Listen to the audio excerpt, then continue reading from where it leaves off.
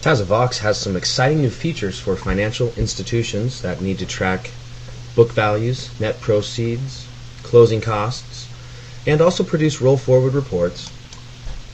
Let's go ahead and log in and open up a property and show you how to add items that will affect these global reports. From within the Edit View Property window, we can go to the Acquisitions tab. And this is the booked into OREO price, so forth. We can go down here and let's add a new multi-net proceed.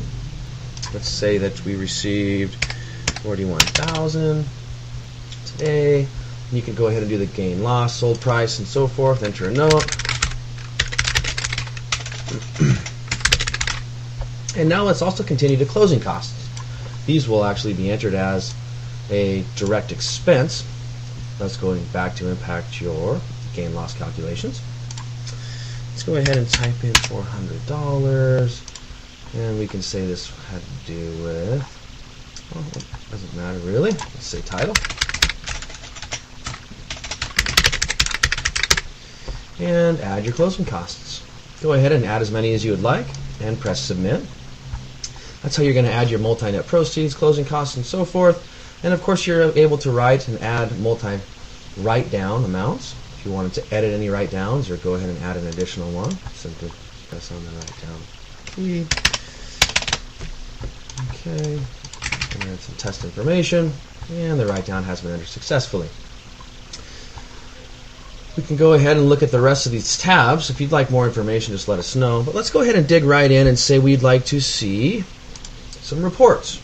Let's take a look at the summary of all of the write-downs we have to date. We can come in and run the write-down summary. Let's select all statuses, and let's select some of our favorite clients here. Or these would be branches or divisions or acquired institutions. So here's all the write-downs that we have had for 1111 Island Street, for instance. There's been a total of 4 and $500 worth of write-downs. Of course, you have similar screens or executive reports for net proceeds. We can go in and run the net proceeds report, and you'll see 1111 Island Street, we have had a total closing costs of $38,278, sold price totals, and get gross gain loss, and of course your total net proceeds. Now all of these calculations will roll up into more complicated reports. For example, we can look at the executive. Let's go to Asset Quality Summary version 1. This will give you a nice snapshot of how the assets have been moving through your portfolio. Okay, here's your change in book values of the previous month, the current month, and so forth, and the overall count, the number of assets added or removed, and sales.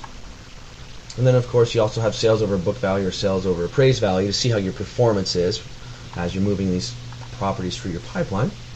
And there's all kinds of charting available as well, allow you to get a good visual idea of what's happening with your portfolio.